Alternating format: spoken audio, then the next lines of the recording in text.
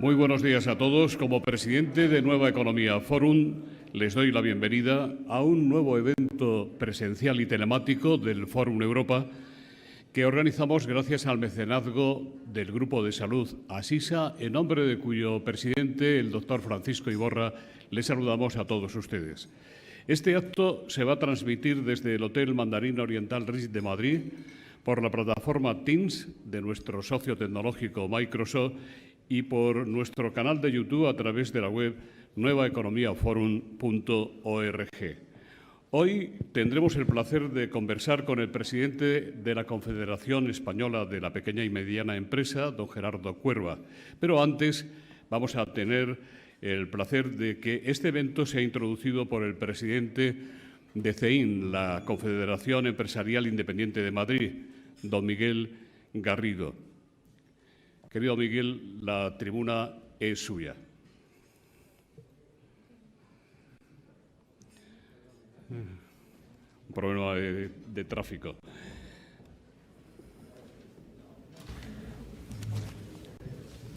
Buenos días.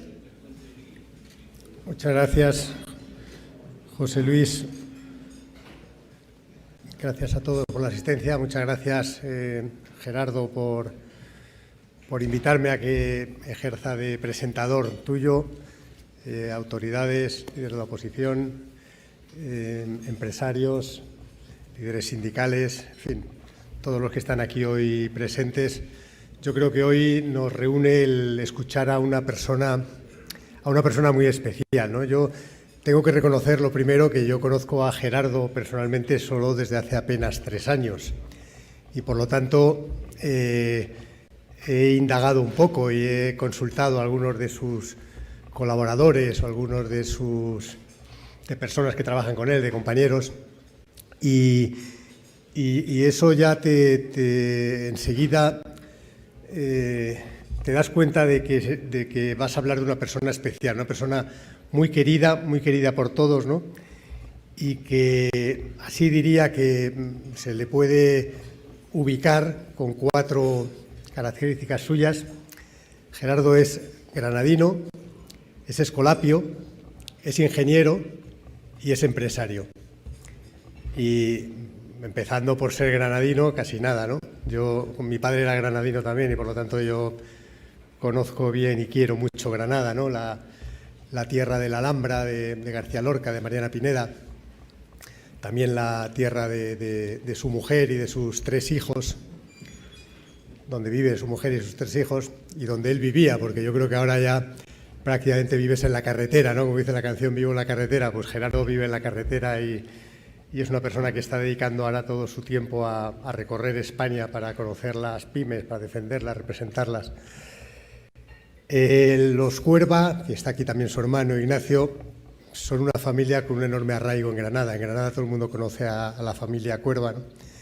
Y tienen una vinculación con algo que tan granadino como el Granada Club de Fútbol, ¿no? De los cuales han presidido el club y han tenido siempre una participación activa, ¿no? Ahí me uno a Gerardo, porque yo también tengo debilidad, como dice Sabina, por las rayas canallas de los colchones. En su caso las rayas son horizontales, en el mío las verticales, pero ambos somos aficionados a club de rayas rojiblancas.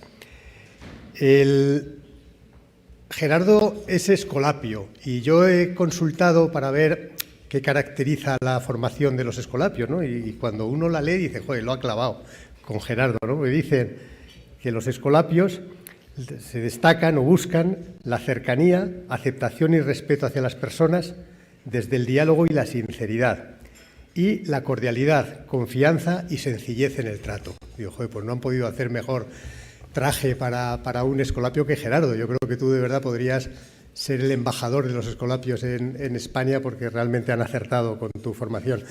Gerardo es ingeniero, ¿no? Una persona ordenada. Los ingenieros están para resolver problemas, aunque a veces alguno los crea, pero en general los ingenieros están. Y además yo creo que el buen ingeniero es el que resuelve un problema de la manera más sencilla, no de la más compleja, de la más sencilla. Y creo que aquí también, Gerardo, tú nos demuestras cada día cómo tu profesión ha calado en ti, porque realmente eres una persona que resuelves y resuelves los problemas de manera sencilla. Ahora tienes unos que, en fin, no, me parece que no va a ser tan sencillo resolverlo, pero bueno, estoy seguro de que lo harás y que lo harás bien. Y Gerardo es empresario.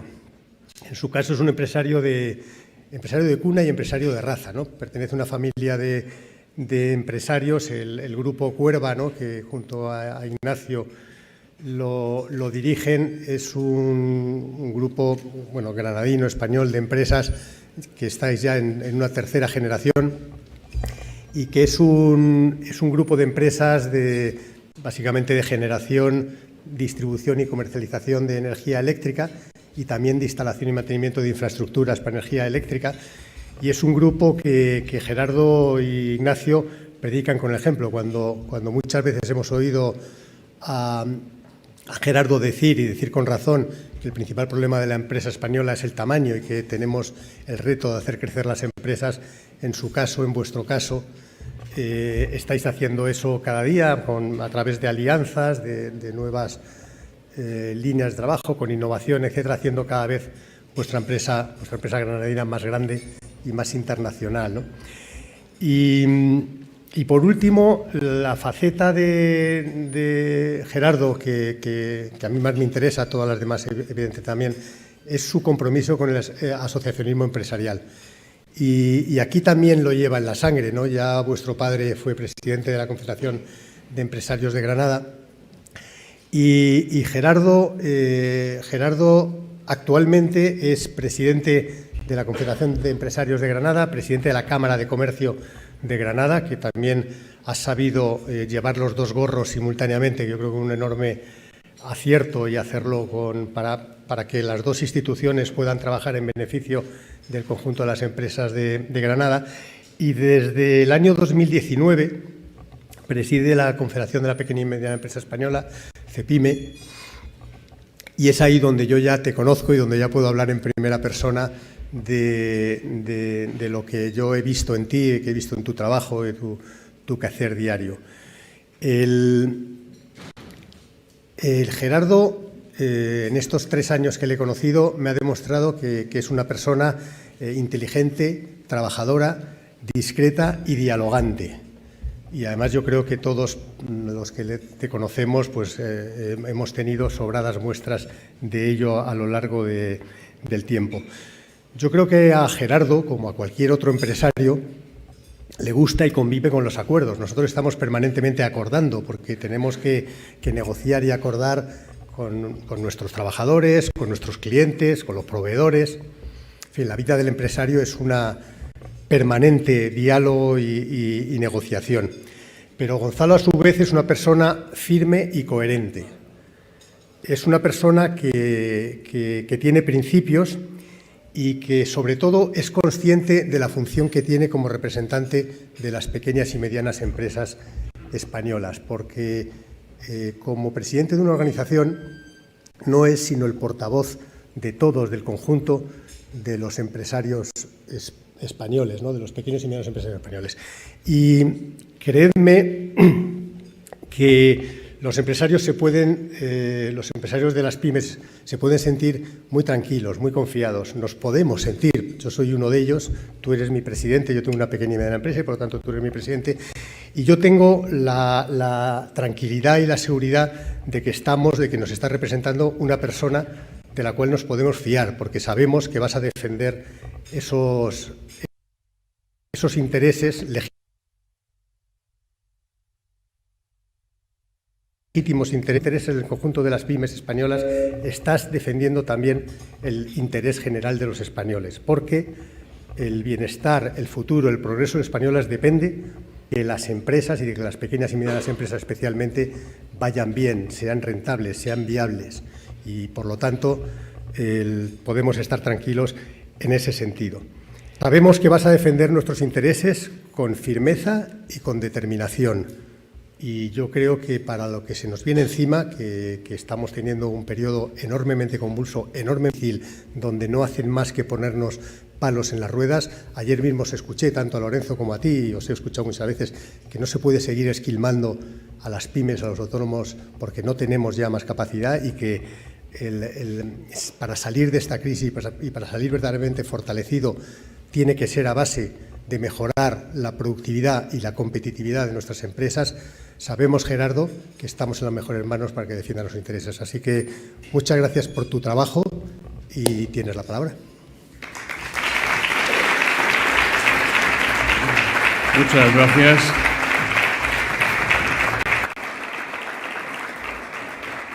Muchas gracias, don Miguel Garrido, presidente de CEIM, por la presentación. Y ahora vamos a conversar con don Gerardo Cuerva, presidente de CEPIME. Don Gerardo, ya ha pasado mucho tiempo desde el inicio de la pandemia. ¿Cuál es su diagnóstico de situación sobre la salud y las dificultades de las empresas españolas, y en particular de las pymes y micropymes? ¿Podría decirse que están recuperadas o más cerca de estarlo? ¿En qué datos e indicadores se basaría usted para ese diagnóstico?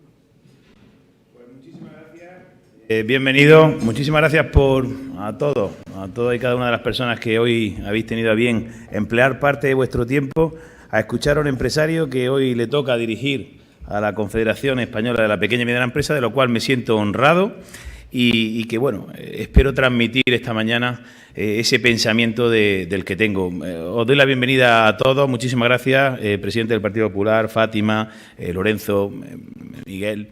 Muchísimas gracias, Ángel. No os voy a nombrar a todos, pero a mis colegas, a mis compañeros de los sindicatos, muchísimas gracias por estar. Aparte de mi familia, yo tengo varias familias. Perdóname, José Luis, que dedico un minuto simplemente en el saludo.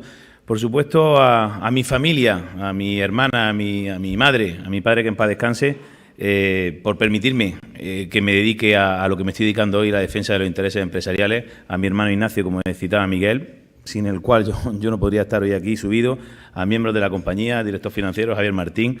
Tengo la familia de CIDE, que veo a Javier Pitar, veo a Ernesto, a Leo, de los pequeños distribuidores de energía eléctrica, empresarios como la Copa de un Pino, que son amigos, socios y en los que trabajamos, y veo la familia empresarial, esa que también me inculcaron mis mayores, en el que el mundo del asociacionismo es importante, hay que darse la mano para defender los intereses, en este caso, de la pequeña y mediana empresa. Muchísimas gracias a todos. Veo senadores, diputados de Granada. Muchísimas gracias, Alejandro, Javier, veía a Carlos. Muchísimas gracias por estar aquí. Diputados de Asturias, de otras... Y desgraciadamente os saludo a todos, pero no veo a ningún miembro del Gobierno. Estoy seguro que están en cosas muchísimo más importantes por el futuro de España, pero me da pena que no escuchen a los empresarios, a la pequeña y mediana empresa, porque está muy de moda la pequeña y mediana empresa, pero desgraciadamente el otro día hacíamos un acto del 500 aniversario del CEPIME 500, elegíamos a las 500 mejores empresas de España y desgraciadamente tampoco tuvimos el privilegio de que escucharan a las 500 mejores empresas, ese protagonismo de las 500 mejores empresas, las pymes españolas, las 500 que hacíamos en el CEPIME 500 en la Bolsa de Madrid, y tampoco tuvimos la fortuna que el Gobierno viniera a escucharnos. Pero bueno, nosotros seguiremos trabajando, defendiendo los intereses empresariales, y yo creo que para eso estamos. Perdóname, José Luis, que haya utilizado algún minuto, pero tenía que agradecer a toda esta gente y a los que estáis viéndonos que dediquéis esos minutos a intentar, pues bueno, por lo menos llevaros la idea de lo que estamos trabajando y que queremos y creemos en CEPIME. Me preguntas cómo está la empresa, si está más cerca de la recuperación, si está recuperada, si no está recuperada. Y cuando yo pienso cómo está la empresa, me salen dos adjetivos que yo creo que lo pueden definir. La empresa está preocupada. La pequeña y mediana empresa española está preocupada. Tiene una situación difícil y está preocupada. Y la pequeña y mediana empresa española está sufriendo. Yo creo que son dos adjetivos que pueden definir cómo es el estado de la empresa. La empresa hoy está preocupada y sufriendo, y quizá también tendríamos que preguntarnos, José Luis, ¿cuántas empresas hay? Porque a día de hoy, si quitamos la estacionalidad, nos están faltando más de 40.000 empresas con referencia al año 2019. Quiere decir que hay muchas familias, porque la empresa no son entes etéreos, la empresa son familias, la empresa somos personas que desgraciadamente han aparcado, han perdido el proyecto de sus vidas por esta desgraciada situación sanitaria sobrevenida. Por tanto, la empresa está preocupada, la empresa está sufriendo, faltan muchas empresas, pero también la empresa española está endeudada. La pequeña y mediana empresa española está altamente endeudada. hemos tenido que recurrir al endeudamiento para poder salir, aquellas que hemos podido, a flote. Y eso, al final, lastra nuestra competitividad. No hemos tenido el trato en la empresa, pequeña y mediana empresa española, el trato que han tenido otros países con sus pequeñas y medianas empresas. La empresa española no ha tenido esas compensaciones que han tenido otros países de la Unión Europea y, por tanto, hemos tenido que recurrir, y en casos con buenas iniciativas del Gobierno, como han sido los préstamos ICO, avalados por el Estado, hemos tenido que recurrir al endeudamiento de nuestras empresas. Por tanto, otra característica de la empresa, cómo están endeudadas. Eso lastrará de alguna manera nuestra inversión y, como digo, merma nuestra competitividad. La empresa española, ¿cómo está? La empresa española está viendo un problema que nos va a llegar. Ese endeudamiento está provocando el principio, y así lo vemos desde CEPIME, de una posible restricción del crédito. Nuestros balances están deteriorados, las entidades financieras lo saben, y realmente puede provocar una restricción del crédito. El trimestre del año 2021 ha sido el año de los últimos 4 con menor crédito comercial. No llegamos a los 80.000 millones. Quiere decir que, ojo, que se puede dar una restricción en el crédito. Es lo que nos falta a las empresas. ¿Cómo estamos las empresas? Las empresas tenemos repuntando otro parámetro que nos afecta, y no es la morosidad. El 70% de las facturas en crédito en comercial están fuera de plazo. Son más de 264.000 millones los que no se cumplen el plazo. Estoy hablando de crédito comercial entre empresas. Si le sumamos el de la Administración, se nos disparan los números. Eso supone directamente un coste financiero de más de 1.200 millones de euros. ¿Que dónde va? A las espaldas de las pymes, a las espaldas de las pequeñas y medianas empresas. Por tanto, ¿cómo está la empresa? Otro capítulo que tenemos que tener en cuenta. La empresa, yo creo que estamos perdiendo productividad. Los datos lo dicen. Las empresas estamos intentando salir de esta situación y estamos contratando a gente. Y lo dicen los índices, lo dicen todos los indicativos. Estamos contratando a gente, está saliendo la gente del desempleo. Eso es porque lo estamos contratando. No hemos llegado a mantener el empleo privado que teníamos antes de la crisis, pero estamos contratando. Pero, sin embargo, la producción no está subiendo. El PIB claramente no está subiendo. ¿Qué quiere decir? Clarísimamente la productividad se va a estar viniendo al suelo. Bueno, pues otro lastre para la competitividad de la empresa española. Y después, hay una situación ahora particular que sectores que están saliendo, sectores que están siendo tractores de los demás, de la economía española, se encuentran con una subida de materias primas, con una falta de suministro, con un coste elevadísimo en el recibo de la luz, así claramente, en la factura energética, y que incluso advierten el defecto de poder tener o encontrar trabajadores para sus menesteres.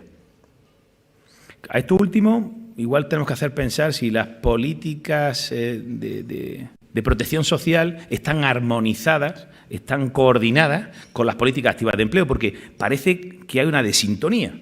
Por tanto, no sé, creo que esa es la radiografía que tiene la empresa, preocupada y sufriendo por todas estas condiciones que estoy diciendo, de morosidad, de falta de liquidez, de realmente productividad negativa, y como decía al final, ahora nos encontramos con situaciones sobrevenidas que los pocos que están saliendo se encuentran otra, de alguna manera inconveniente en poder seguir subiendo y manteniendo su actividad. Presidente, después del diagnóstico de la situación de las pymes españolas en esta etapa post-COVID y teniendo en cuenta que no ha desaparecido del todo la amenaza de un rebrote, solo hay que ver cómo están Alemania y Austria, por ejemplo, ¿qué pronóstico hacen desde CEPIME de una recuperación real de nuestra economía y de nuestras empresas, en particular las pymes y los autónomos?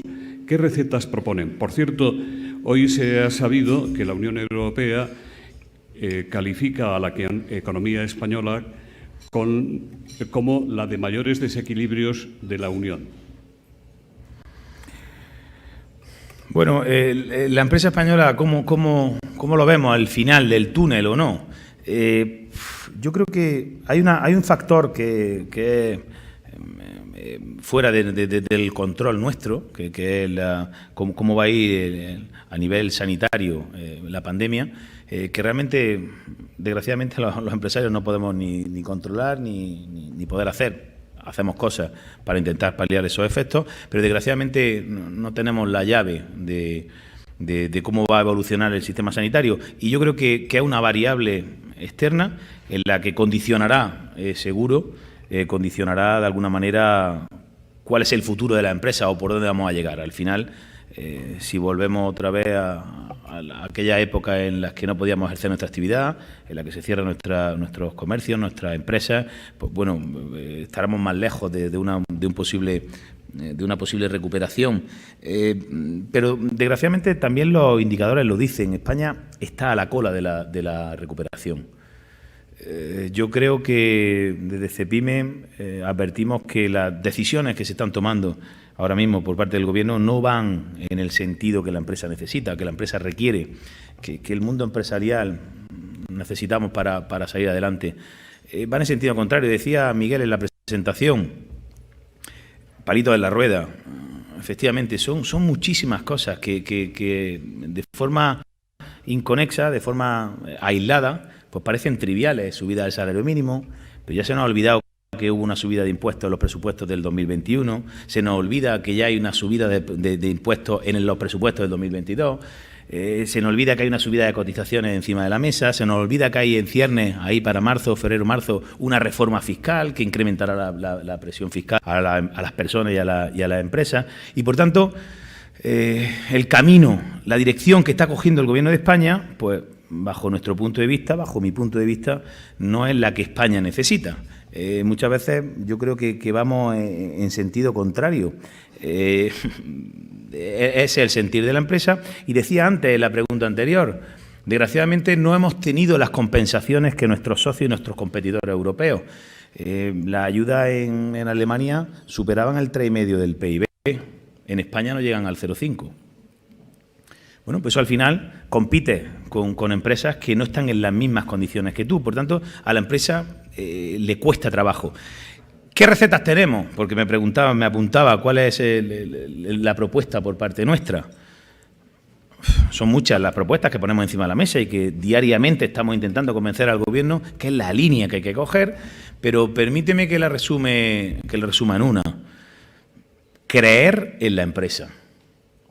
Realmente poner a la empresa en el centro de la política, no, como digo ahora últimamente, en la diana, ponerla en el centro de la política, creer en la empresa. Si creemos en la empresa, creeremos en el progreso. Estamos acostumbrando a la sociedad a someterla a la dicotomía de elegir progreso o empresa, estado del bienestar o empresa. Nuestra receta clara y evidente es poner a la empresa en el centro, creer en la empresa. Si queréis, pues luego entramos en cualquier cuestión más particular relacionada a eso, pero que engloba, yo creo que el sentido por el que estamos trabajando las organizaciones. Qué contento estoy de veros aquí, de ver a territorios, a sectores, que nos escuche quien por lo menos nosotros nos vamos a escuchar. Muchísimas gracias de verdad a todas las organizaciones que estáis aquí, a todos los presidentes, secretarios generales de organizaciones sectoriales y territoriales de toda España que habéis venido a compartir conmigo este desayuno. Muchas gracias. Iremos desarrollando las diferentes cuestiones. Ya hay muchas preguntas sobre Miatril. Desde medios empresariales viene señalándose que las tensiones territoriales y los enfrentamientos entre regiones o comunidades autónomas no ayudan precisamente a las empresas, sino a todo lo contrario, y tampoco a un desarrollo empresarial cohesionado. Y esta mañana tenemos conexión con el presidente de la patronal catalana, Foment del Treball. Buenos días, señor Sánchez Llibre. Buenos días, buen día. Yo tenía una cuestión para plantear al presidente de CEPIME, Gerardo Cuerva, cuál es el planteamiento que se podría hacer desde CEPIME, que no deja de ser una organización que engloba las pequeñas y medianas empresas de toda España, en el sentido de que las pymes puedan ganar tamaño para ganar competitividad y eficiencia. En España hay más de 3 alrededor de 3,5 millones de compañías, de pequeñas y medianas empresas, de las cuales solo 26.000 de los 3,5 millones tienen más de 50 trabajadores. Yo creo que sería muy interesante que desde CEPIME y todas las organizaciones territoriales incorporadas en COE lo apoyaríamos, de poder plantear un gran plan, una estrategia para que las pequeñas y medianas empresas en los próximos 10 años puedan ganar tamaño y puedan pasar de pymes a pequeñas y medianas, o sea, a pasar a más de 50 trabajadores. La pregunta era esa: ¿cuál es la estrategia que podríais plantear desde CEPIME para que las empresas ganaran tamaño y ganaran eficiencia? Buenos días y muchas gracias por permitirme hacer esta pregunta. Muchísimas gracias, Josep. Retorno. Todavía. Ahora sí. Muchísimas gracias, Josep, por estar aquí esta mañana con nosotros, aunque sea de forma telemática. Y, bueno, pone el dedo en algo que señala que estamos trabajando en CEPIME en los últimos meses, en el último año, 2 últimos años. Decía, la palabra pyme está de moda, lo utilizan los gobiernos, los locales, los autonómicos, el nacional, todo el mundo le gustan las pymes. Y nosotros hemos advertido una característica que nos está lastrando el crecer en nuestro país, que es el tamaño medio de la empresa. El tamaño medio de la empresa española es inferior al tamaño medio de la empresa europea. La empresa alemana llega hasta tener 12 trabajadores medios y nosotros estamos en 2 trabajadores. La vida de la empresa media en Europa es cercana a los 20 años y nosotros pasamos los 10, a los 11 años. Y el tamaño de la empresa está siendo fundamental. Si nosotros nos acercáramos al tamaño de la empresa europea, al tamaño medio de la empresa europea, generaríamos 1.200.000 puestos de trabajo. Incrementaríamos el PIB en el 5,2%, las exportaciones en el 5,5%. Y lo que es más importante, generaríamos para las arcas estatales más de 20.000 millones en impuestos. Por tanto, el tamaño de la empresa, converger al tamaño medio de la empresa europea, es una necesidad del tejido productivo español. Y para ello le ponemos, me decía, ¿qué podíamos hacer? ¿Qué estamos proponiendo nosotros al Gobierno de España? Hay un síndrome que es el del empleado 50. Lo dice el propio Banco de España, en el que cuando uno va creciendo en su compañía, cuando va incrementando su número de compañeros de trabajo, va incrementando su plantilla, automáticamente se le sobrevienen un montón de trabas de todo tipo. Nosotros le proponemos al Gobierno que sea mucho más progresiva, que no exista el síndrome del empleado 50, que realmente me dejen como empresa afianzar mi crecimiento y que no estén detrás de la puerta, que cuando un ratio, como puede ser el número de trabajadores, sobrepase un umbral, me vengan con todas las obligaciones a poner palos en mi... Déjeme que me consolide. Nosotros le pedimos al Gobierno y meta las medidas que tienen para las grandes empresas, métalas de forma más progresiva. Permítanos al menos 4 años de un sostenimiento, de un mantenimiento del tamaño de mi empresa. Nosotros le pedimos al Gobierno, digo porque me apuntaba cuando me lo decía, las 4 medidas que pueden, luego tienen mucho desglose, pero por lo menos para esta mañana compartirlas con vosotros. ¿Por qué no incentivamos la inversión en la pyme? La pyme muchas veces es nuestro tío, nuestro hermano, nuestro cuñado, nuestro amigo, el que cree en nosotros y nos pone dinero. Pues ¿por qué no incentivamos fiscalmente la inversión en la pyme? Tendríamos mucho más recursos a la pequeña y mediana empresa. Podríamos incentivar fiscalmente esa inversión en la pyme. Podríamos incentivar la fusión de las empresas. Los pequeños y medianos empresarios españoles nos hemos dado cuenta que crecer no tiene por qué ser siempre de forma orgánica, no tiene que ser siempre tú mismo.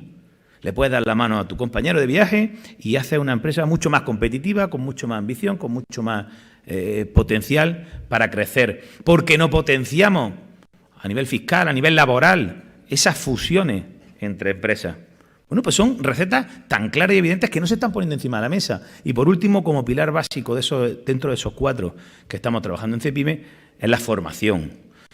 Creemos que la formación de los directivos, de los propietarios de las empresas, en este caso de la pequeña y mediana empresa, es absolutamente necesario.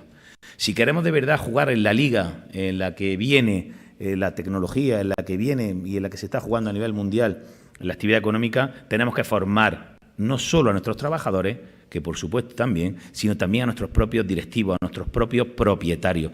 Bueno, pues son 4 pilares muy básicos que desgraciadamente nunca hemos visto en ninguna normativa plasmada.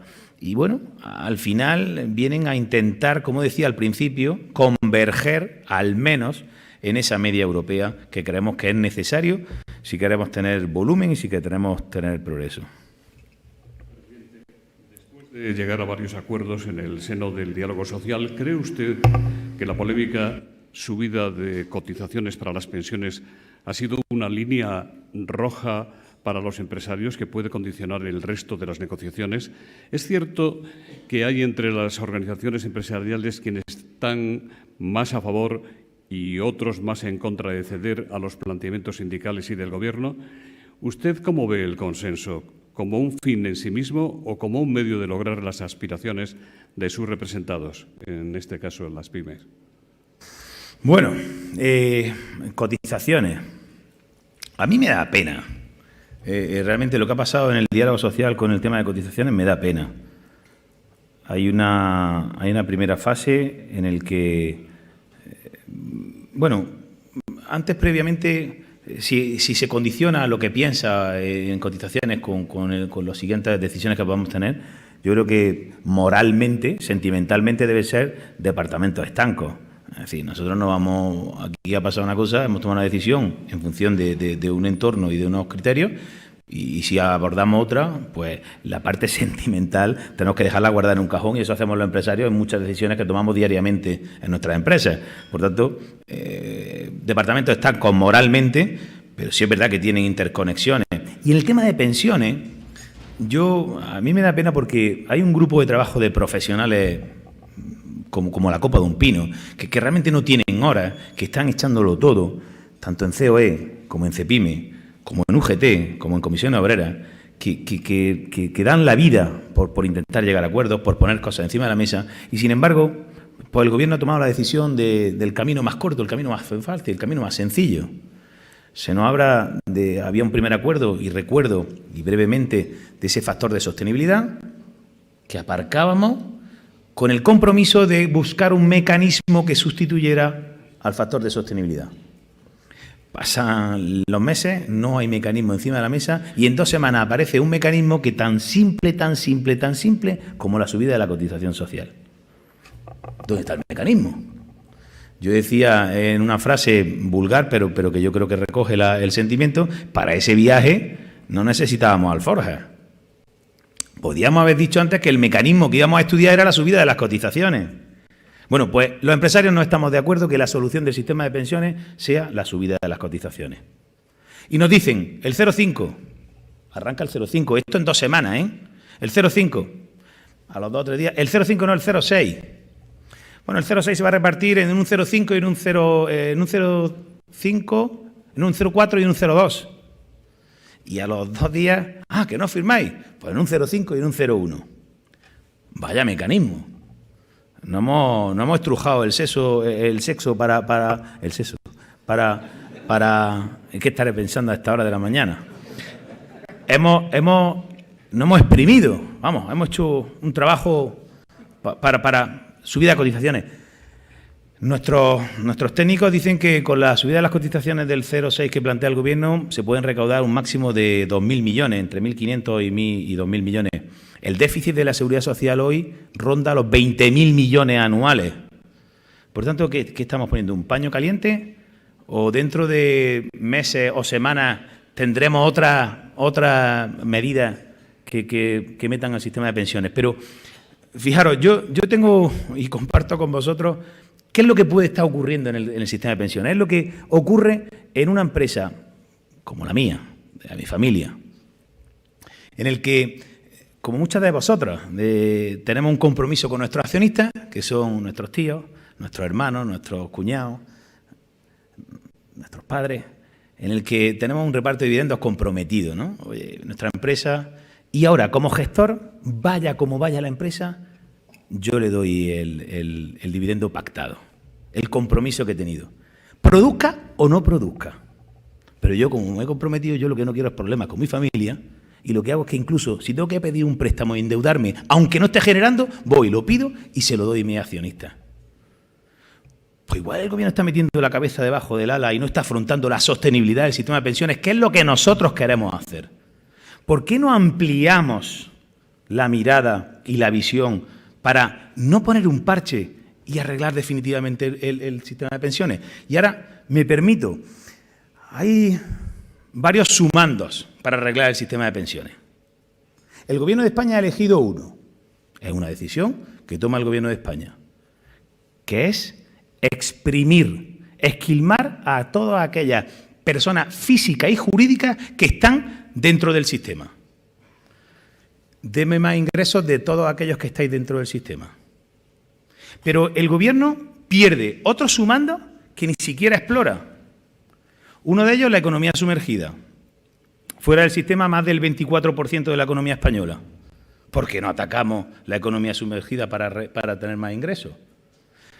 Otro sumando que creo que es evidente por el que apuesta la empresa, creación de empleo. ¿Por qué no buscamos más gente que contribuya al sostenimiento de pensiones? ¿Por qué el Gobierno se empeña, eso sí, en el camino más fácil, de apretar al que está dentro?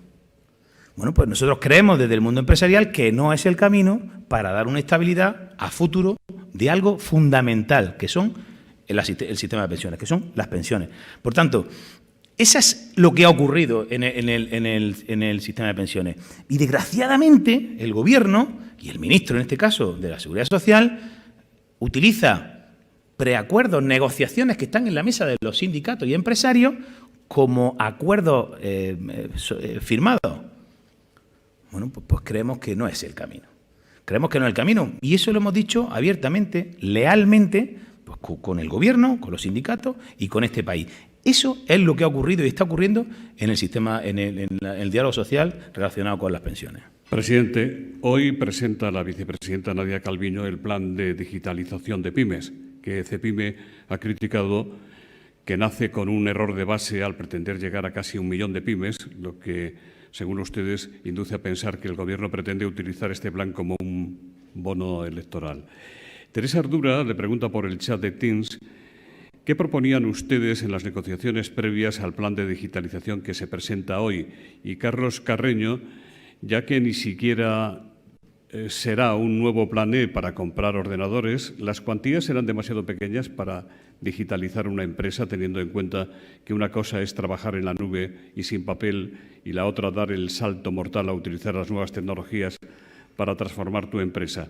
¿Quién es o quién debería autorizar el reparto y la aplicación de las ayudas? Son muchas preguntas. En una, permíteme que aborde la primera.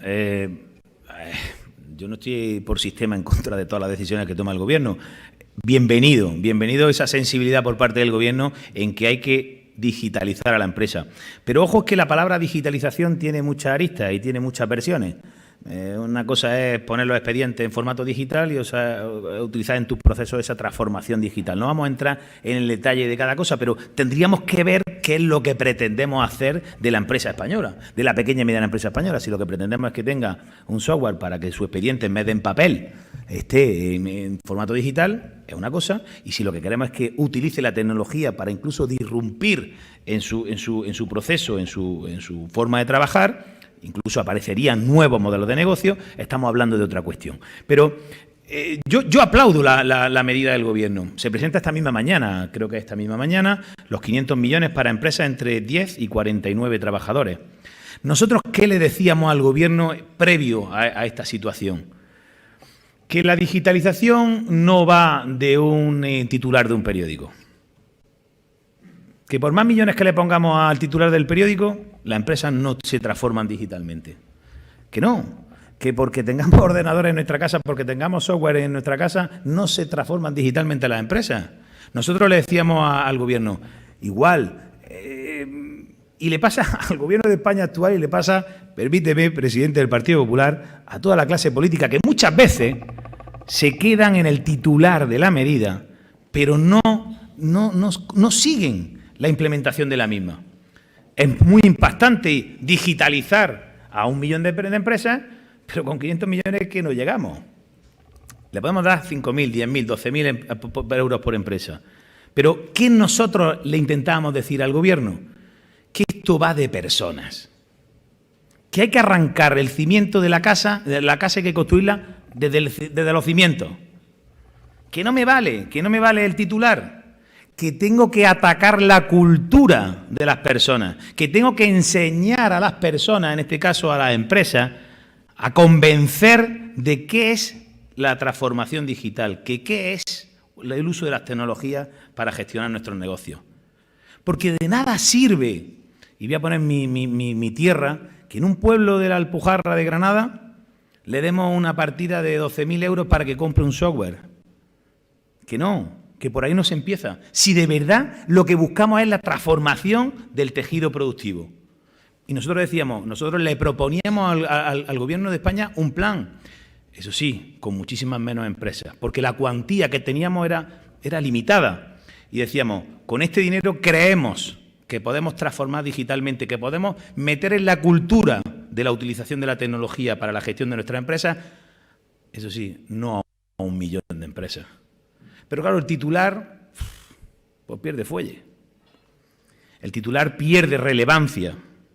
Bueno, pues nosotros es que somos mucho más pragmáticos.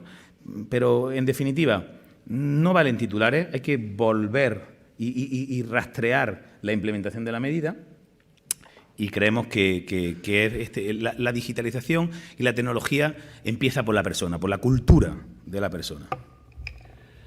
Jacinto Baraclocha le pregunta por el chat de Teams, presidente, ¿a usted qué le parece la política fiscal anunciada por la Comunidad de Madrid? ¿El Lehendakari vasco puede acusar a Madrid de dumping fiscal, teniendo, como tiene Euskadi, un régimen privilegiado y siendo como fue que el Gobierno vasco fue requerido por Europa para suspender las llamadas vacaciones fiscales? Yo lo decía en la intervención en alguna de las preguntas que me formulaba anteriormente. Nosotros creemos que es mucho más interesante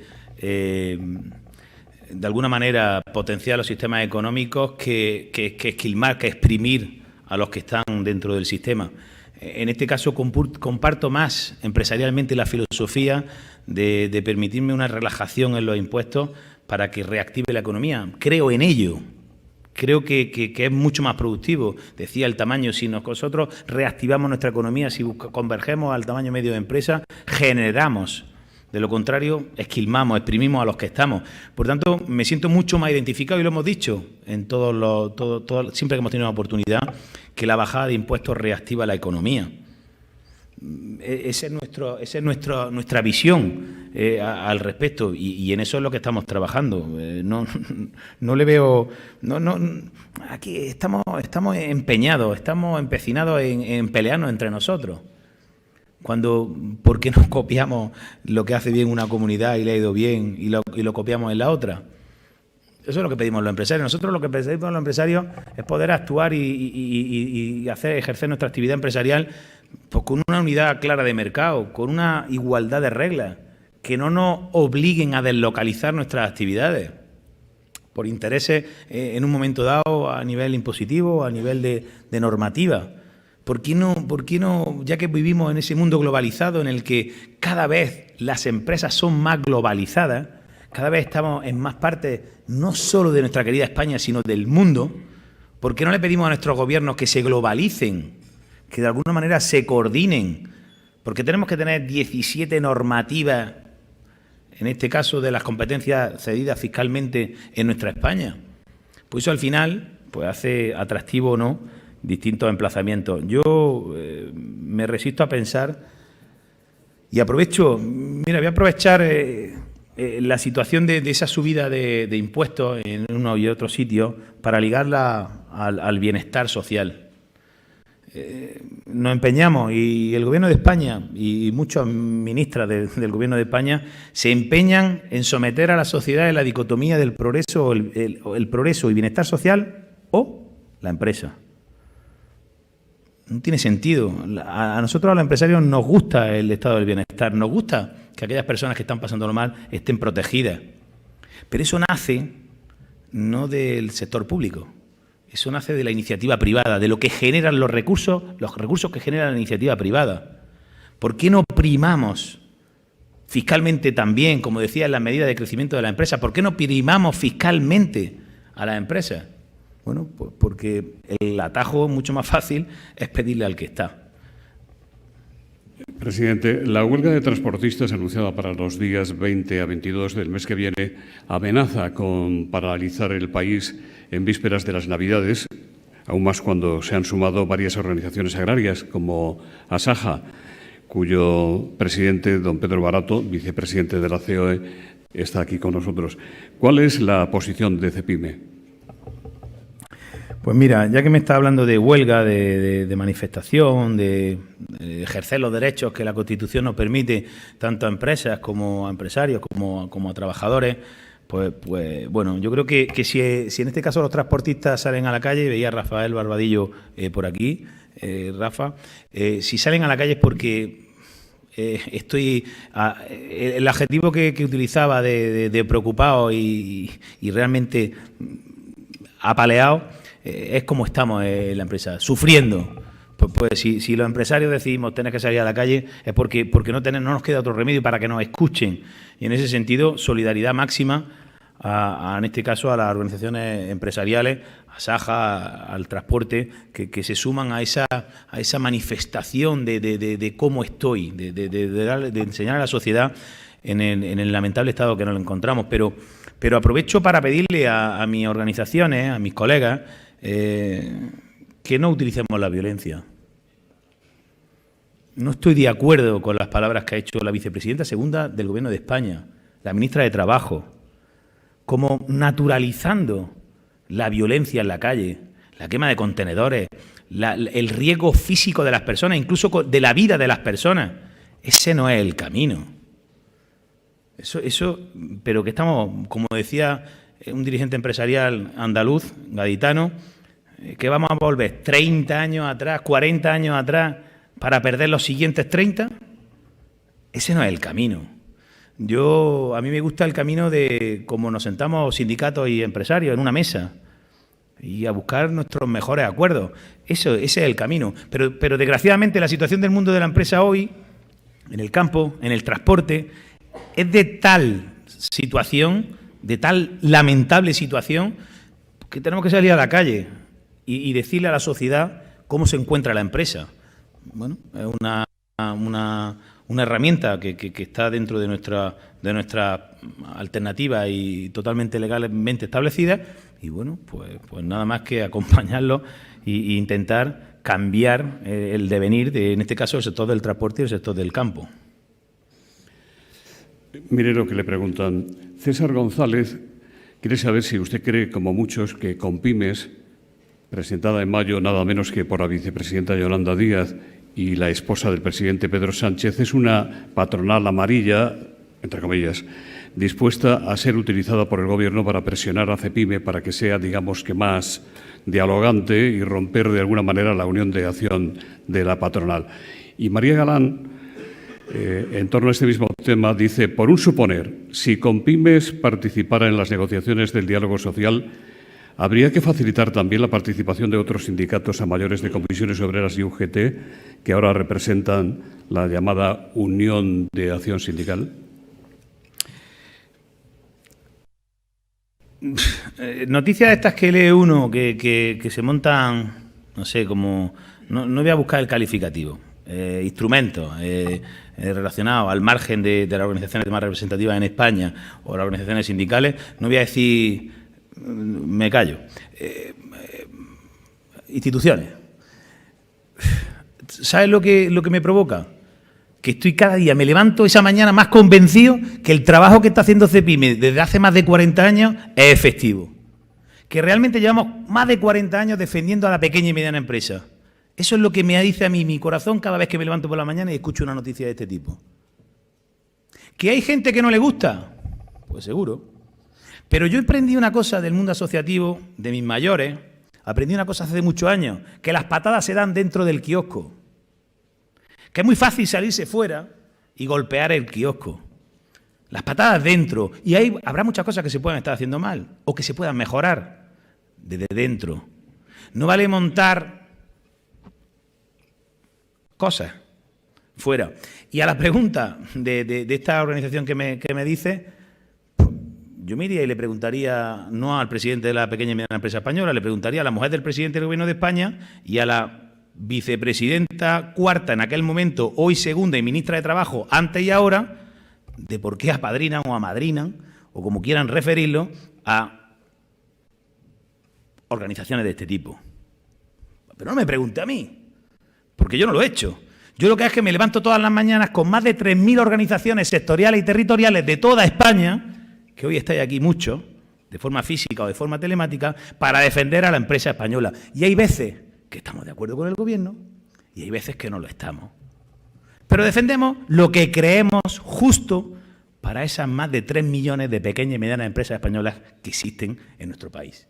Eso es lo que me imprime noticias de este tipo.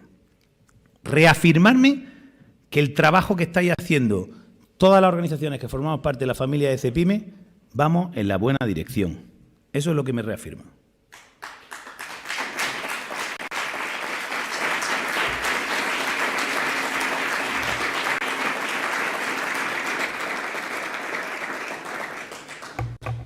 Entre las muchas personas que le quieren, se encuentra con nosotros una que fue presidente de de CEIN, y que se sentiría seguramente aludido en la intervención que ha hecho usted sobre la huelga de camioneros. Él es un empresario de logística de primer nivel, el presidente de Sendi.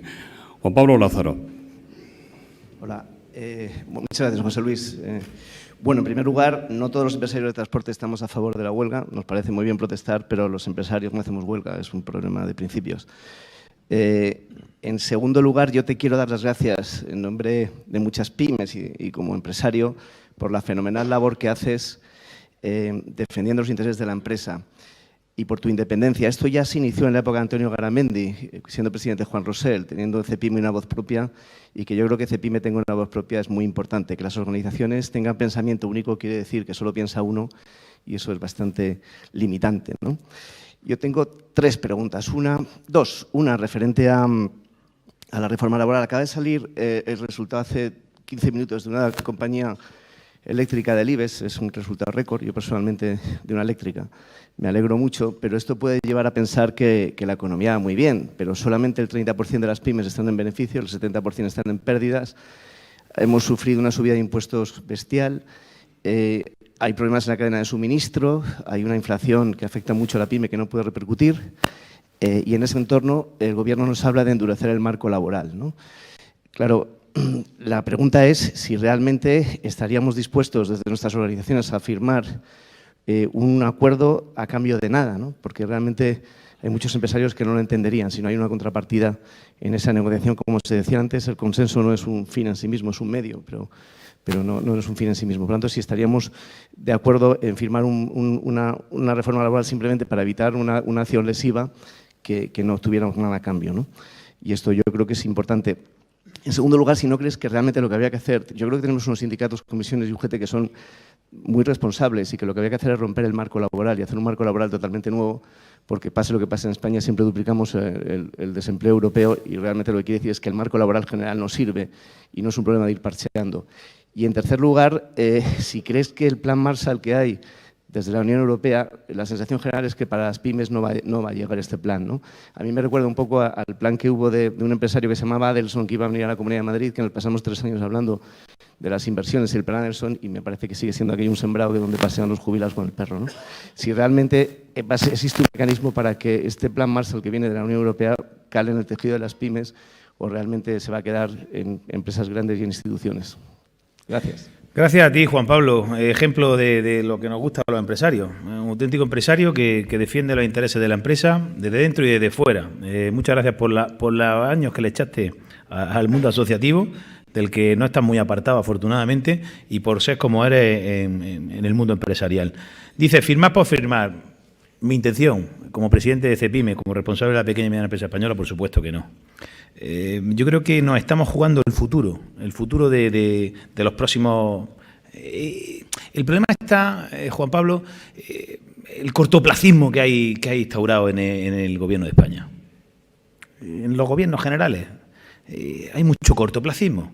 Entonces, estamos hablando de medidas que ideológicamente me encajan con mi principio, pero que realmente la situación en la que estamos participando y a la que estamos asistiendo no son posibles.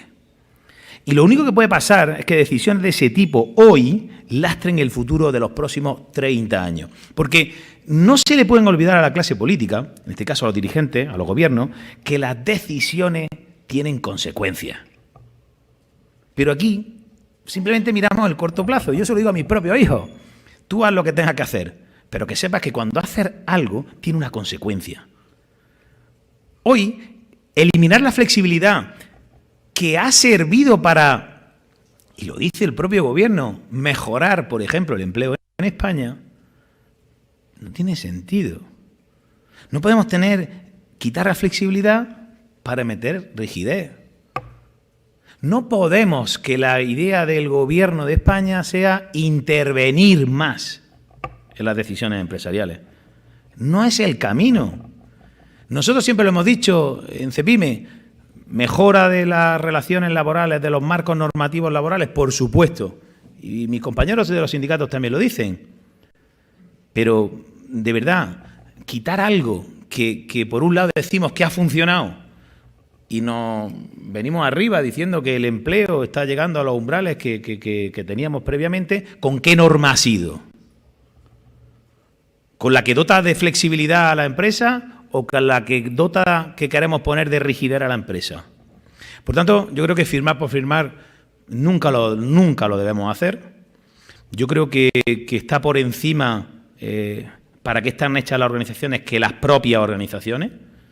Y nosotros estamos para defender los intereses del mundo empresarial, porque creemos que así defendemos los intereses de la sociedad. Y lealmente lo hacemos y estamos negociando ello.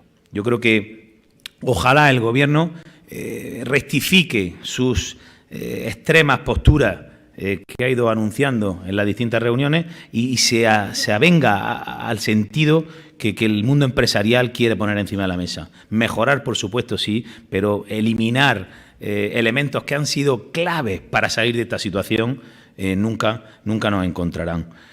Relacionado con la segunda pregunta, me había apuntado a marco laboral, pero la he perdido. Me voy a la siguiente y ahora retomamos la que falta. Dice de los fondos europeos, ¿no? De esos fondos Marshall, de esos fondos Next Generation. Nosotros desde CEPIME, Juan Pablo, estamos trabajando y venimos trabajando para convencer al Gobierno de España que el éxito o el fracaso de esa ingente cantidad de dinero que viene a España es que se recorra la última milla, que llegue a todas las empresas de España, sea cual sea su tamaño y estén donde estén ubicadas. Ese será el éxito de una medida de este tipo. Pero en los fondos europeos siempre nos quedamos con la parte de inversiones. Y los fondos europeos acarrean dos grandes capítulos. Perdóname que incida en este sentido. Por un lado están las inversiones, que tienen que llegar a ser posible que puedan tener acceso todas las empresas, estén donde estén, como decía, pero por otro lado hay un capítulo de reformas. Y yo le digo al Gobierno en las reuniones que participo de diálogo social, le digo, a ver si la pequeña y mediana empresa española nos vamos a quedar con lo peor de una u otra. Ni nos va a llegar el dinero y nos van a afectar las reformas. Nosotros estamos trabajando desde CEPIME para que eso no ocurra. Hemos conseguido que el Ministerio de Industria meta en todos sus que haga la obligación de contratar a pymes hasta en un 40% de esos proyectos grandes de PERTER, de proyectos tractores que puede hacer el Ministerio. Es una forma de participar dentro de la propia parte de la inversión. Nosotros estamos, de los tres grandes capítulos, nosotros no vamos a competir. La PYME no va a competir en los grandes proyectos tractores de España. Línea de fondo europeo, pero otra línea está la subvención, de alguna manera la ayuda. Y por otra parte están los propios proyectos que la propia Administración saca a licitación. Lo que decimos es, saque usted proyectos del tamaño o de la forma que la pequeña y mediana empresa española pueda acceder a ellos. Ponga usted las subvenciones correspondientes, las ayudas en el capítulo para que las empresas, pequeñas y medianas empresas españolas, puedan tener acceso a ellas. Y de alguna manera conseguíamos que los PERTE, en esos proyectos tractores, también tengamos presencia en las empresas con esa obligación de a la gran compañía darle la pequeña. Pero insisto, ojo, que también refiere una cosa que pasa mucho y le pasa mucho a los gobiernos: cambiamos el modelo productivo. Como si cambiar el modelo productivo hiciésemos así, chasquido de los dedos y hemos cambiado el modelo productivo. Eso no funciona así, al menos en el mundo en el que yo vivo. En el mundo en el que yo vivo podemos invertir para mejorar los modelos productivos y en esa mejora de modelos productivos aparecerán nuevos modelos productivos. Pero que simplemente usted, porque anuncia una cantidad, ¿va a haber un cambio de modelo productivo en España? En el mundo en el que yo vivo eso no funciona así. Ese es el trabajo que estamos haciendo de CEPIME. Realmente que se recorra la última milla en los fondos europeos. Que no nos quedemos en la gran empresa, que también es importante en España, porque el ser pequeño lo único que te invita es a querer ser grande de mayor. Es decir, que no es que estemos en contra de las grandes empresas, ni muchísimo menos. También otra época del gobierno, también hemos tenido, también en someter en las grandes son las malas, las pequeñas son las buenas. No, esto es creer en la empresa o no creer en la empresa. Ahí es donde estamos trabajando, Juan Pablo, y con el tema del Fondo Europeo nos resistiremos, la pequeña y mediana empresa española, que seamos la cenicienta, a que nos quedemos con lo peor que nos afecta de la reforma y que no nos llegue la parte de inversiones de los fondos europeos. El diputado del Grupo Vox en el Congreso de los Diputados, don Pedro Requejo, le pregunta si ha solicitado CEPIME al Gobierno que negocie con Europa el reconocimiento de Soria, Teruel, Cuenca y otras provincias despobladas de España, que suman hasta 44. Hay una iniciativa y estamos compartiendo con Castilla y León, con el presidente de Castilla y León, también está Aragón, pero son 3 provincias que son Soria, Teruel y Cuenca, en el que tienen la ratio de menor de 12,5 habitantes. Me hace gracia, perdonadme, las estadísticas son así, hay que partir a alguien por la mitad. 12,5 personas por kilómetro cuadrado. Tienen menor densidad de población de 12,5. Ahí las organizaciones empresariales de estas provincias, y capitaneadas por Santiago Aparicio, presidente de Castilla y León, de los empresarios de Castilla y León, pedazo de profesional, vicepresidente también nuestro en CEPIME, han estado trabajando para convencer a la Unión Europea para que esas 3 provincias entren en la denominada, no recuerdo cómo es nominativamente, ¿perdón? Ya vaciada. No escucho, lo siento, pero no perdamos el tiempo. SESPA, la red SESPA, ¿no? Que sean catalogadas como parte de la red SESPA, en la que tienen la posibilidad, y dice la Unión Europea, de habilitar ayudas por parte del Gobierno que no se consideren, que se pudieran considerar en origen como ayuda de Estado, se puedan dar a esas provincias. Es decir, exime al Estado miembro que lo quiera aplicar para esas poblaciones algún tipo de ayuda que, aun estando catalogada en la normal de ayuda de Estado, en este caso no lo sea. Dice que la cuantía está por encima, está el 20% de los costes laborales. Hasta el 20% de los costes laborales el Gobierno del Estado miembro puede aportar a esas localidades en ayuda, ya sean a nivel de laboral o en cualquier otro plan. Nosotros estamos trabajando con esa iniciativa para realmente fortalecer al tejido productivo, porque nosotros estamos convencidos que en esa España vaciada, en la despoblación que existe en España, la manera cierta de poder fijar la población al terreno es fijando a la empresa. Esa es la importancia que tiene la empresa en el devenir de nuestra vida. Creemos que como motor para fijar a la población es fijar a la empresa. Por eso le pedimos al Gobierno de España que habilite en los presupuestos generales del Estado una partida con nombre y apellidos, con cantidad, para esas 3 provincias que están dentro de la red SESPA. Existe una enmienda una disposición adicional, en los presupuestos del 2022, que afortunadamente el Gobierno lo ha entendido. Ha puesto la disposición adicional dentro de los presupuestos, y nosotros lo que le pedíamos al Gobierno, y estamos negociando con ellos, es que dote presupuestariamente esa disposición adicional. David Martín, de Carrefour España, dice: la sostenibilidad del campo español parece pasar por ganar tamaño. ¿Es el camino el cooperativismo, como ya lo es en el norte y en el centro de Europa? ¿Es el modelo empresarial ideal para ganar eficiencia y competitividad?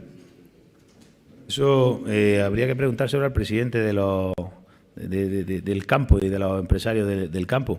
No sé si la forma jurídica ideal es la cooperativa, la sociedad anónima, la limitada o incluso alguna otra más. Es decir, mire, la forma jurídica que los empresarios decidan pues será la adecuada, porque seguro que habrán sido asesorados y informados de cuál es el camino que deben de coger. No encuentro una que sea prevalente sobre ninguna otra. Hay muchísimas formas jurídicas para realizar actividades empresariales y que cada uno elija la que crea más conveniente para la actividad que desempeña. Eso rebote al presidente de Asaja. Don Pedro, ¿quiere decir algo? Hombre, si hay alguien en el campo que tiene criterio es el presidente de Asaja, pero dudo que diste mucho de la respuesta del presidente de Asaja, pero yo estaré encantado que participe, Pedro. Bueno. Muchas gracias. El padre Ángel, fundador de Mensajeros de la Paz, me manda una nota para que se la lea. Dice: gracias por sentirse escolapio. Desde la Iglesia de San Antón, sede especial de los escolapios, nos sentimos felices de que con una persona como tú se pueda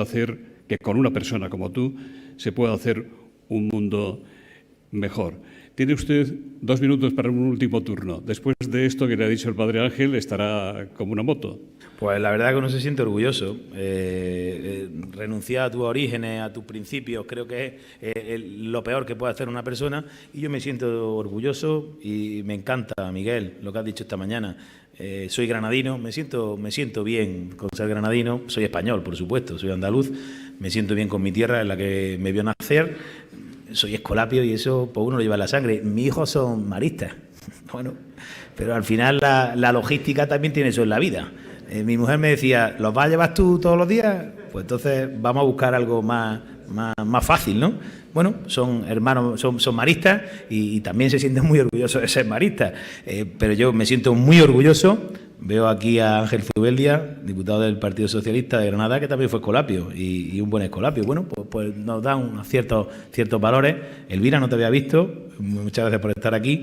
Y yo creo que después el ser empresario, pues para mí creo que es de las cosas más bonitas que te pueden pasar en la vida. Te pueden pasar muchas cosas, por supuesto. El tener la mujer que tengo y los hijos que tengo, para mí es una bendición. La familia que tengo, que ni siquiera la elegí, que me ha tocado. Y estoy orgulloso de la familia que tengo, de mis hermanas, de mi madre, de mi padre, que en paz descanse, y por supuesto del capitán. Al final, aunque es menor que yo, es más grande. Es menor que yo, pero es más grande. Pero afortunadamente me permite hacer esto. Así que sí, me siento orgulloso y parece que hoy poner tus principios, si no están de moda, no los puedes poner. Ministras del Gobierno dicen que son comunistas y a mí me parece muy bien que lo digan. Y yo digo que creo en la libre competencia, en el libre mercado, en la empresa, sí, y que soy escolapio. Pues sí, y no me avergüenzo de ello y me siento orgulloso.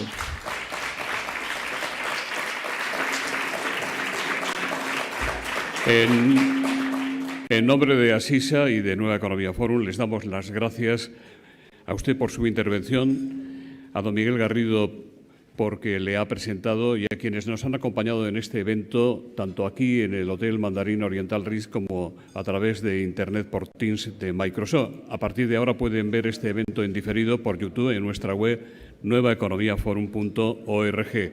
Buenos días, salud y esperanza. Un fuerte abrazo.